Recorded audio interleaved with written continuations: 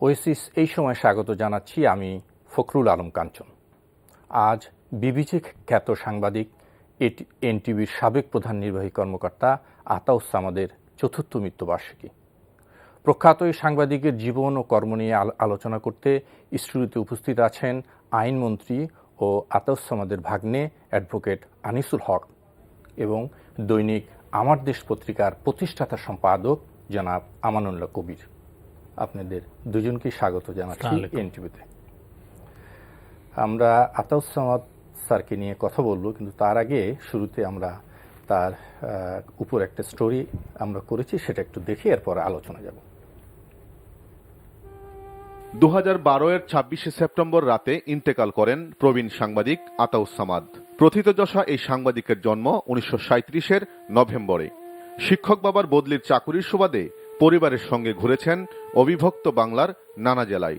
তার স্কুল জীবন শুরু হয়েছিল পশ্চিমবঙ্গের জলপাইগুড়ির ইন্দ্রজমল মিডল ইংলিশ স্কুলে। 1959 সালে অনার্স পরীক্ষার পর সাব এডিটর পদে যোগ দেন দৈনিক সংবাদে। তার রিপোর্টিংয়ের যাত্রা শুরু দৈনিক আজাদে। সংবাদের পিছনে ছুটে চলা এই মানুষটি কাজ করেছেন পাকিস্তান অবজারভার, বিবিসি, বাসস ও দি সান সহ অনেক গণমাধ্যমে, আর সম্পাদনা করেন নিজের প্রকাশিত সাপ্তাহিক এখন। সাংবাদিকদের অধিকার আদায়ে বরাবরই উচ্চকণ্ঠ ছিলেন আতাউস সামাদ। 2 মেয়াদে তৎকালীন পূর্ব পাকিস্তান সাংবাদিক ইউনিয়নের সাধারণ সম্পাদক ছিলেন তিনি। ইউনিয়ন করার অপরাধে একাধিকবার চাকরিচ্যুত হন। 1982 সালে যোগ দেন বিবিসিতে। এ সময় স্বৈরশাসক এরশাদের বিরুদ্ধে গণ আন্দোলনের সময় দেশের মানুষ অধীর আগ্রহে অপেক্ষায় থাকতেন বিবিসিতে আতাউস সামাদের রিপোর্ট শোনার জন্য। সত্যনিষ্ঠ সংবাদ পরিবেশনের দায়ে নির্ভীক এই সাংবাদিককে তখন গ্রেফতার করে কারাগারে নিক্ষেপ করে স্বৈরাচারী সরকার। বর্ণাঢ্য জীবনের অধিকারী আতাউস সামাদ খণ্ডকালীন শিক্ষকতাও করেছেন ঢাকা বিশ্ববিদ্যালয়ের সাংবাদিকতা বিভাগে। 1998 সালে বিশ্ববিদ্যালয় থেকে অবসর নেয়ার পর কলাম লিখেছেন বিভিন্ন সংবাদপত্র ও সাময়িকীতে। দৈনিক আমার দেশের উপদেষ্টা সম্পাদক পদেও কাজ করেন।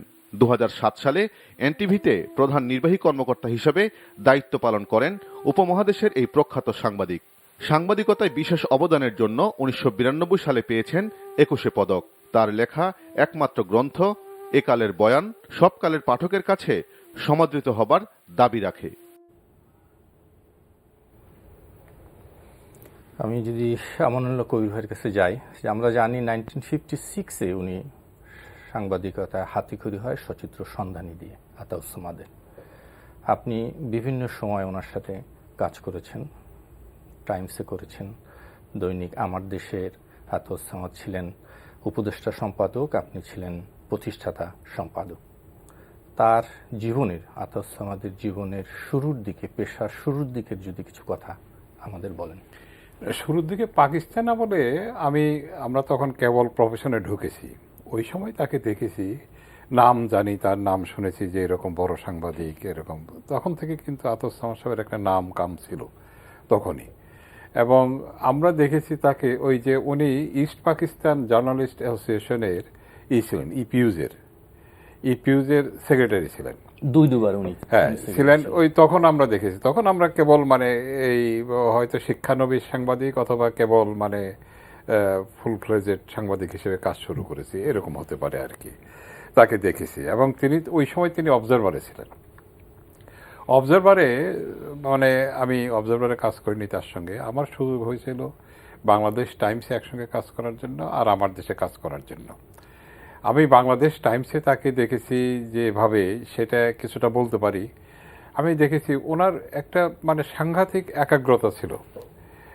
উনি যেমন মৌলানা ভাসানী মারা যাওয়ার পরে উনি মৌলানা ভাসানীর উপরে কিন্তু রিপোর্টটা উনি করেছিলেন, টাইমসে উনি করেছিলেন। এবং আমি দেখলাম যে উনি তো মৌলানা ভাসানী এমনি উনি মৌলানা ভাসানীর ভক্ত ছিলেন, একজন পলিটিক্যালি মৌলানা ভাসানীর ভক্ত ছিলেন। এবং মৌলানা ভাসানীর উপরে রিপোর্টটা কিভাবে করলে একটা এই যে ইন্ট্রো যে লেখি আমরা, কিভাবে একটা ইন্ট্রো লেখলে একটা মৌলানা ভাসানী বলতে যা বোঝা যায়, তার ব্যক্তিত্ব, তার রাজনৈতিক জীবন সব কিছু মিলিয়ে এই ইন্ট্রোতে ভেসে উঠবে, এটা তিনি বারবার লিখতেছিলেন আর বারবার ছিঁড়ে ফেলতেছিলেন, বারবার লিখতেছিলেন, বারবার ছিঁড়ে ফেলতেছিলেন। তখন আনোয়ার জাহিদ সাহেব ছিলেন নিউজ এডিটর। জাহিদ ভাই বারবার তাকে তাগাদা দিতেছিলেন যে কি আতাউস সামাদ আপনার কদ্দূর হলো, কি হলো। তো এইরকম ওনার যে এই যে একটা রিপোর্ট লেখার ক্ষেত্রে তার যে ডিভোশন এবং তার যে মানে এই যে রিপোর্টে কিন্তু বড় একটা জিনিস, আপনি রিপোর্ট করেছেন, আজীবনী রিপোর্ট করতেছেন, বড় জিনিস হচ্ছে রিপোর্টে ইন্ট্রোটা হলো সবচেয়ে গুরুত্বপূর্ণ। বলা হয় এখানে ইন্ট্রো লিখতে পারলে নিউজের অর্ধেক হয়ে গেল। আপনি দেখেন মানে এখন মৌলানা ভাসানীর মতো একটা লোকের মানে মৃত্যু হয়েছে এবং তার ইন্ট্রোটা কিভাবে লিখবেন এটা কিন্তু যার তার দ্বারা সম্ভব না, এবং যে সে এটা ভাবতেও পারবে না যে এটা কীভাবে লিখলে এই যে তার মতো একটা মানুষের মানে দুই কথার মধ্যে সব কিছু ফুটে উঠবে, তার চিত্রটা ভেসে উঠবে, এটা খুব কঠিন ব্যাপার। তো ওনাকে আমরা দেখেছি, তখনই দেখেছি যেন অবজারভারে, তখন আমি তো অবজারভারে ছিলাম না, আমি দেখেছি বাইরের থেকে দেখেছি তখন যে উনি মানে এই যে রিপোর্ট করতে গেলে রিপোর্ট কারো মুখের থেকে শুনে যে রিপোর্ট করবেন এটা করেন নাই। তিনি যত বড় রিপোর্টারই হন, উনি কোনো রিপোর্ট যদি করতেন তাহলে স্পটে যেতেন, স্পটে গিয়ে দেখে শুনে তারপরে রিপোর্ট করতেন, আবার ক্রস চেক করতেন। আপনি কিন্তু তার এটা সাংঘাতিক একটা গুণ ছিল যে একটা রিপোর্ট আপনি দেখেই উনি সঙ্গে সঙ্গে করে ফেলেন তা না, তা আবার ক্রস চেক করে তারপরে কিন্তু একটা রিপোর্ট উনি মানে ফাইনাল করে তারপরে রিপোর্টটা প্রেসে পাঠাতেন। আর একটা জিনিস আমি কোনোদিন তাকে দেখে নেই যে উনি মানে আমার কাছে মনে হয়েছে যে মানুষটা কি মানে মানুষ না অন্য কিছু, এই সবসময় ব্যস্ত দেখতাম মানে সবসময় তার কান চোখ এগুলো খাড়া থাকতো, সবসময় সচেতন ছিলেন। একটা রিপোর্ট কোত্থেকে আসলো, কিভাবে গেল না গেল, সবসময় সচেতন থাকতেন। মনে হচ্ছে যেন রিপোর্টের পিছনেই উনি দৌড়াচ্ছেন সবসময়। যখন আমাদের সঙ্গে কথাবার্তা বলতেন তখনও তার ভিতরে দেখতাম যে এক ধরনের মানে উদ্বেগ উৎকণ্ঠা কাজ করতেছে, এক ধরনের মানে একটা রিপোর্ট নিয়ে চিন্তা ভাবনা করতেছে, এরকম সবসময় মনে হতো। এবং একজন সাংবাদিকের সঙ্গে আমি আসি এইটা প্রতিক্ষণ আপনাকে অনুভব করতে হতো। যে আমরা একটু অ্যাডভোকেট আনিসুল হক, আতাউস সামাদ ছিলেন আপনার মামা, তো আপনার সাথে মামা এবং ভাগ্নের অনেক গল্পই হয়তো আছে, কিন্তু তার আগে আমি যদি একটু জানি যে পরিবারের শুরুতে ওনার এই সাংবাদিকতা কি কোনো সহযোগিতা ছিল মানে পরিবার থেকে? দেখেন, আমি ছোটবেলার থেকে মানে আতাউস সামাদ সাহেবের সাথে ওতপ্রোতভাবে জড়িত। আতাউস সামাদ সাহেবের সাথে জড়িত হওয়ার যে মামা, এমনও হয় অনেক সময় যে মামা এবং ভাগ্নের মধ্যে একটা ডিস্টেন্স থাকে, এক একজন এক এক জায়গায় থাকে। তো এইখানে সে আমাদের মধ্যে যে সম্পর্কটা ছিল, এখানে ব্যাপারটা ছিল যে আমার পিতা সিরাজুল হক সাহেব নয়াপল্টনের আমার নানার বাড়ির নিচের তলায় ভাড়া থাকতেন, আর উপর তলায় নানা এবং মামা থাকতেন। তো সেই থেকে আমরা দেখে এসছি যে মামার কিভাবে কাজ করতেন। তখন ওই অবজারভারের থাকতেন। দেখেন, আমি দেখেছি যে প্রত্যেক দিন সকালবেলা যখন মামা ফিরে আসতেন ইয়ের থেকে, সকালবেলা আমার নানা আর আমার মামা আমার মামার রিপোর্ট নিয়ে আলোচনা করতেন। এবং মামা কোথায় ভুল করলেন নানা সেটা দেখিয়ে দিতেন। মামা যদি মনে করতেন যে না, ওটা আমি ভুল করি নাই, মামার পজিশনটা ডিফেন্ড করতেন। এবং দুইজনে বাপ ছেলের মধ্যে এই নিয়ে তর্ক বিতর্কও হতো যে আমি এইটা লিখেছি, এই কারণে লিখেছি। তো সেই থেকে আপনি যে পরিবারের কথা বলছেন, আমার নানার ইতিহাস হচ্ছে, আমার নানা 1927-এ লিডস ইউনিভার্সিটি থেকে ইংলিশে এম.এ. তো সেই ক্ষেত্রে ওনার ইংরেজির ভুল হলেও আমার নানা বলতো এখানে তুমি ভুল করেছো, বলতেন যে কি হবে। তো সেই ক্ষেত্রে ওনার সম্পূর্ণ সহযোগিতা ছিল অন্তত পক্ষে ওনার পিতার কাছ থেকে, এটা একেবারে ক্লিয়ারলি। এবং সেই পর্যায়ে যখন 1965-এর ঝড়টা হলো, তখন আতাউস সামাদ সাহেব ভোলা গিয়েছিলেন এবং ওখান থেকেই কিন্তু আমি তখন পড়েছি যে ওই আতাউস সামাদ তখন উপরে লেখা থাকতো যে কার রিপোর্ট, অবজারভারের ওই যুদ্ধের আর ওই ঝড়ের এন্টায়ার রিপোর্টটা মামা ওখান থেকে করেছিলেন। 1966-এ তাশকেন্তে এই যখন আইয়ুব খান সাহেবের শাস্ত্রীর ইয়ে হলো, মামা কিন্তু ইয়েতে গিয়েছিলেন, তাশকেন্তে ছিলেন, তাশকেন্ট থেকে মামা অবজারভারের জন্য রিপোর্ট করেছিলেন। তো এই সেইখান থেকে মামার ব্যাপারটা ছিল যেটা আমানুল্লাহ কবির সাহেব বললেন, দুটো। একটা হচ্ছে he was passionate about reporting and he was dedicated to journalism. আর finally his heart was with journalist. এই তিনটা জিনিস ওনার ছিলই। উনি কিন্তু আমি একটা জিনিস দেখেছি বিবিসি রিপোর্টিংয়েও, যে উনি কিন্তু যখন উনি রিপোর্ট লিখতেন তখন ওনার যে নিজস্ব মতামত সেটার থেকে রিপোর্টটাকে সম্পূর্ণ আলাদা করে রাখতেন। রিপোর্টটা থাকতো একদম ফ্যাকচুয়াল, আর মানে এটা সাবজেক্টিভ কিছুতেই হতে উনি দিতেন না। এই যে আমানুল্লাহ কবির সাহেব বললেন যে উনি রিপোর্ট কতটা চেক এবং ক্রস চেক করতেন, দেখেন আমি বলতে পারি যে ওনার ভাইগনা ভাতিজা, and I can claim that in front of them, যে উনি আমাকে সবচেয়ে বেশি আদর করতেন। এবং আমার কথা মানে উনি যদি রেগেও যেতেন এবং আমি যদি ওনাকে বলতাম যে মামা না এখন, he use to quite down.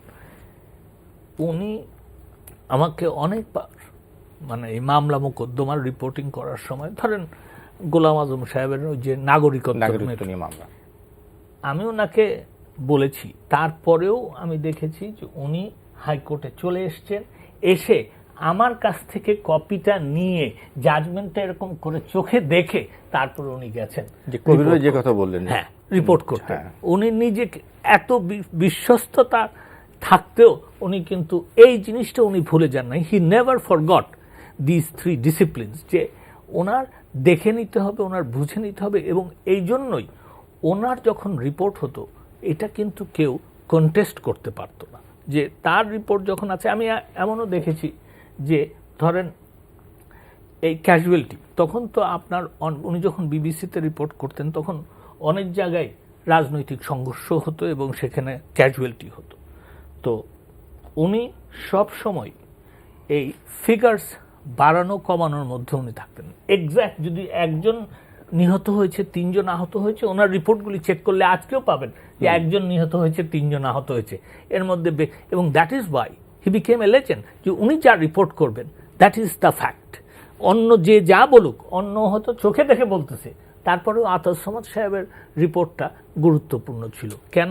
উনি করতেন একটা ওনার অফিসিয়াল চ্যানেলে জানতেন, আনঅফিসিয়াল চ্যানেলে তিনি 3 বার জানতেন, চেক করতেন। তারপরে উনি যেহেতু ওনার নেটওয়ার্ক ছিল, উনি ফোন করে বলতেন তুমি যাও তো 4 জন লোককে তুমি জিজ্ঞাসা করো। আমার সামনে আমি দেখেছি 4 জন লোককে তুমি জিজ্ঞাসা, উনি ফোনে বলছেন রংপুরে যে তুমি 4 জন লোককে জিজ্ঞাসা করবে ওইখানে কি হলো, then give me the narrative and I will decide. আমি তখন বুঝতে পারবো যে কি হয়েছিল।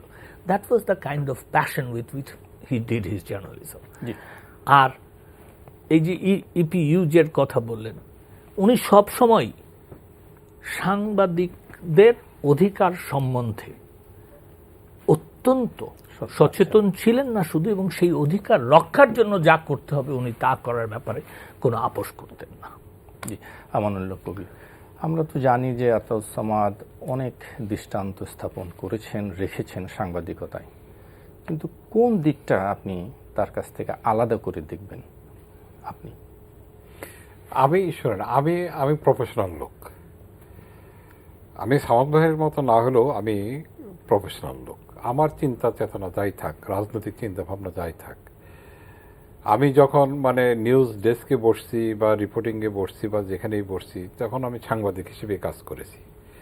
এবং একজন সাংবাদিক হিসেবেই একজন সাংবাদিককে যেভাবে দেখা দরকার আমি সেইভাবেই দেখি। এই যে একজন সাংবাদিক হিসেবে তার যে বস্তুনিষ্ঠতা, he was very objective always, all through.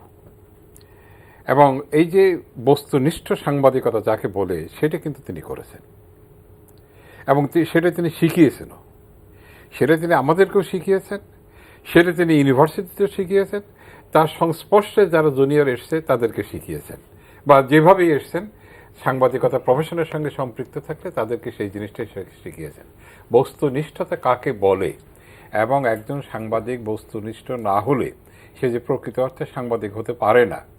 কখনোই আপনি যদি একজন সাংবাদিক যদি তার একটা মানে পার্টিজান ভিউ থাকে বা একটা পার্টিজান ভিউ নিয়ে যদি সাংবাদিকতা করে, তাহলে কিন্তু সে প্রকৃত সাংবাদিক হতে পারবে না, তাহলে তার ওই ডেডিকেশনের কোনো মূল্য নেই। কিন্তু সামাদ ভাই কখনো কিন্তু পার্টিজান ভিউ নিয়ে কখনো সাংবাদিকতা করেন নাই। তিনি সাংবাদিকতা করেছেন অবজেক্টিভ ভিউ নিয়ে সাংবাদিকতা করেছেন। এইটা হলো তার সবচেয়ে বড় গোল। হি ওয়াজ অলওয়েজ অবজেক্টিভ।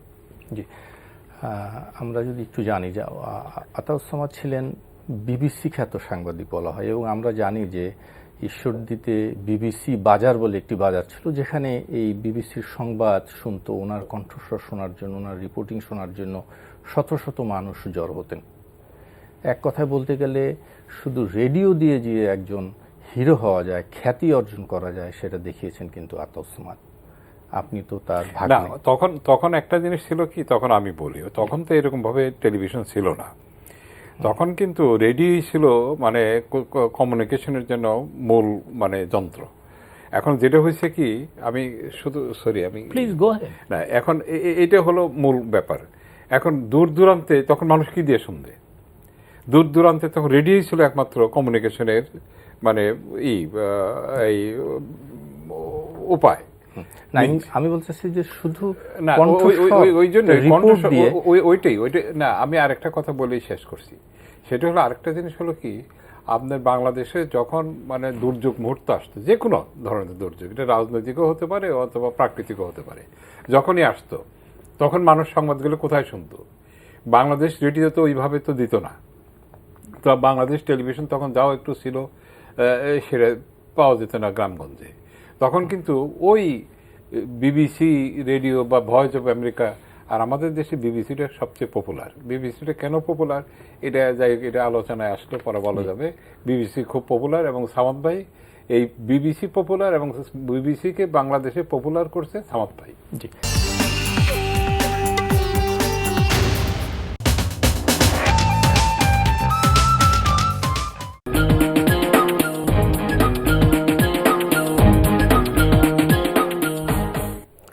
দর্শক, স্বাগত আরও একবার। আমরা আলোচনায় ছিলাম, বিবিসি নিয়ে আলোচনা করছিলাম, যে কণ্ঠস্বর শোনার জন্য মানুষ তখন বসে থাকতেন, অধীর আগ্রহে অপেক্ষা করতেন, এবং এক ধরনের জনপ্রিয়তা পেয়েছিলেন ওনার এই সংবাদ। ব্যাপারটা হচ্ছে যে, যেটা আমানুল্লাহ কবির সাহেব বললেন, যে তখন রেডিও একটা বিরাট মাধ্যম ছিল, কারণ এতগুলি টেলিভিশন, তখন একটাই টেলিভিশন ছিল, সেটা বাংলাদেশ টেলিভিশন। এবং সবচেয়ে বড় জিনিস হচ্ছে, তখন টেলিভিশন কিন্তু গ্রামে গঞ্জে দেখা যেত না, খুব রেয়ার।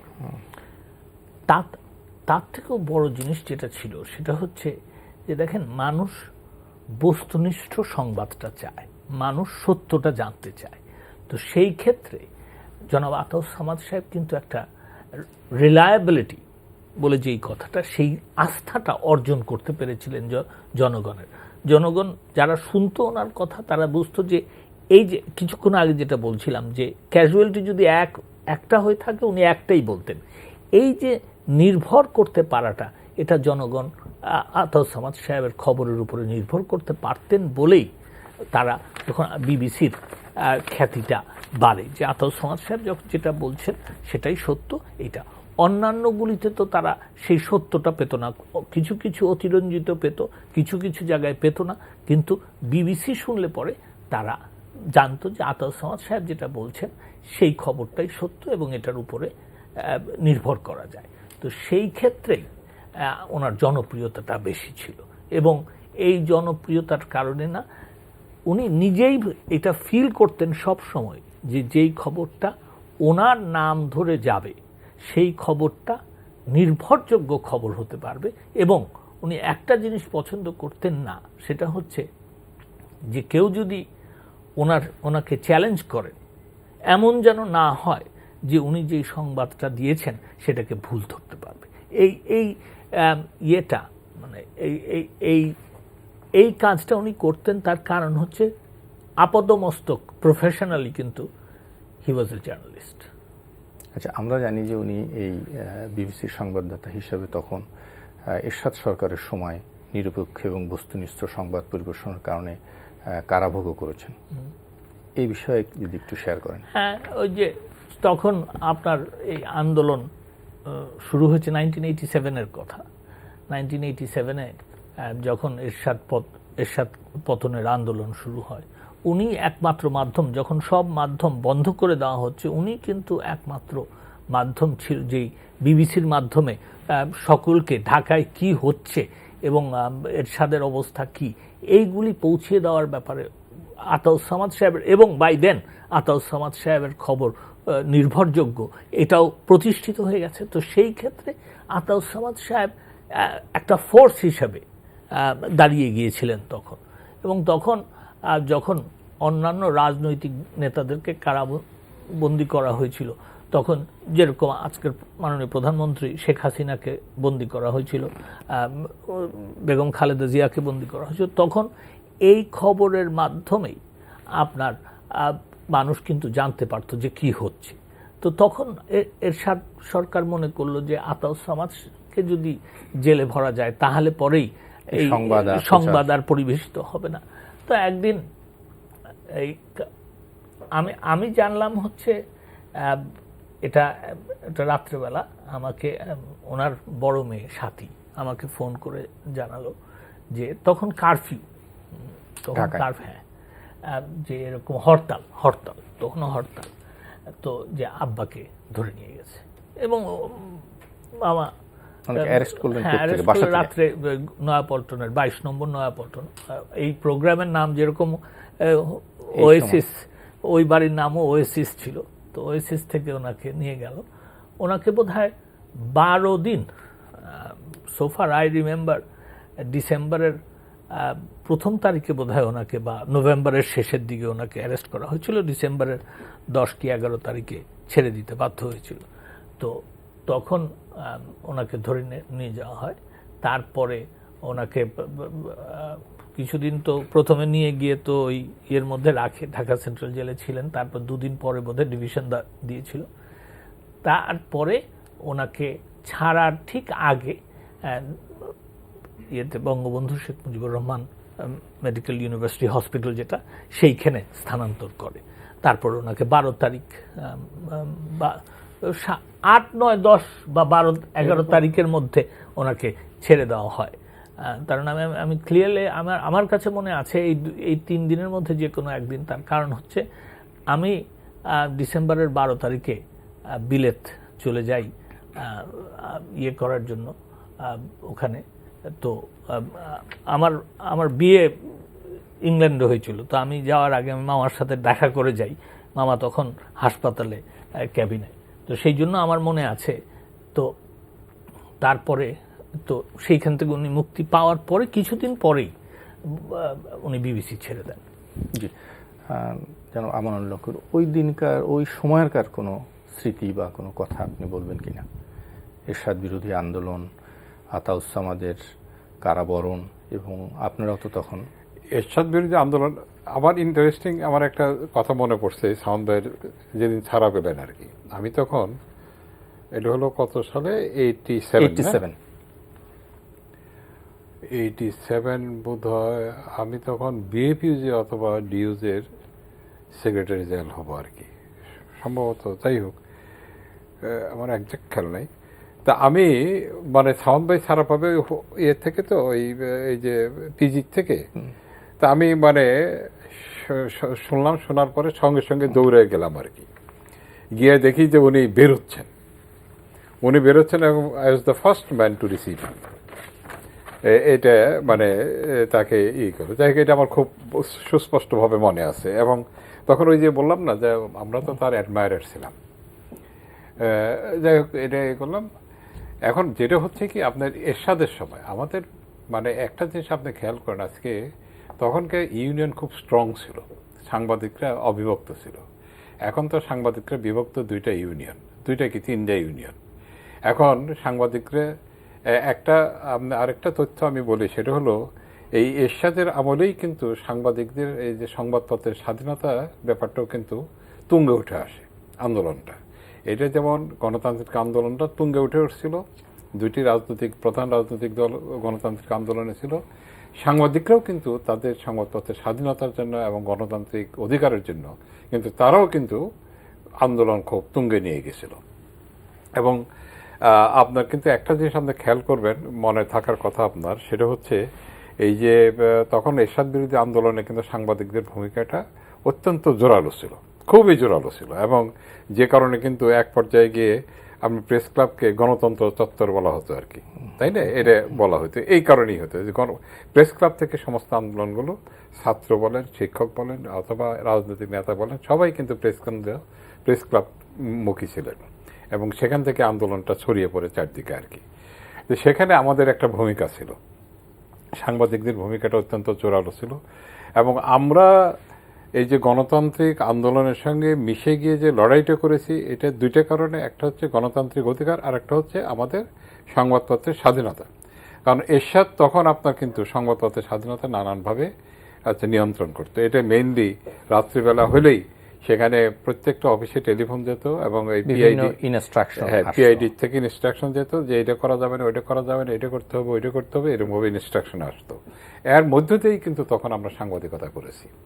এবং তখন এরশাদের এই যে রেস্ট্রিকশনসগুলো, এইগুলো উপেক্ষা করে সাংবাদিকতা করা খুব কঠিন ছিল। কিন্তু তার মধ্যেও কিন্তু আপনাদের কোনো না কোনোভাবে আপনার সংবাদগুলো পরিবেশন করা হতো কোনো না কোনোভাবে। যেমন আপনার হরতাল কথা লেখা যাবে না, কি লিখবেন যে আগামীকাল প্রোগ্রাম আছে, আগামীকাল একটা কর্মসূচি, এত ঘন্টার কর্মসূচি আছে, এরকমভাবে দেওয়া হতো, এরকমভাবে নানানভাবে দেওয়া হতো। যাই হোক, এর ভিতরে কিন্তু এই যে সামাদ ভাই বিবিসি, সামাদ ভাই মানে বিবিসি, তখন আমরা বিবিসি বলতে সামাদ ভাই বুঝাইতাম, সামাদ ভাই বলতে বিবিসি বুঝাইতাম।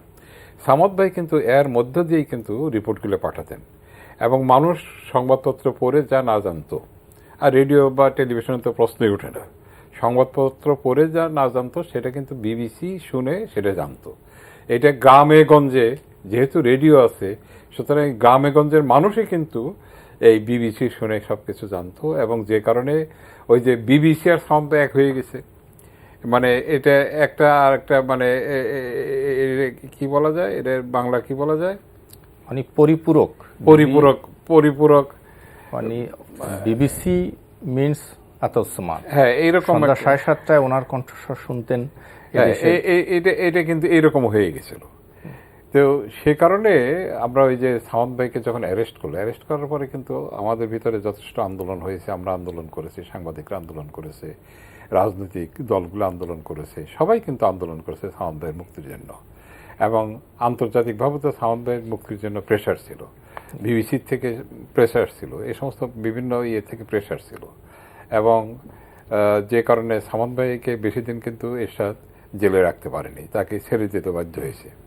জি, আমি আনিসুল হক সাহেবের কাছে আরেকটু জানবো যে এখন কিন্তু বর্তমানে সাংবাদিকদের মধ্যে দেখা যায় রাজনৈতিক প্রভাব রয়েছে, নানামুখী রাজনৈতিক প্রভাব থাকে, কিন্তু আতাউস সামাদ ছিলেন তার ব্যতিক্রম।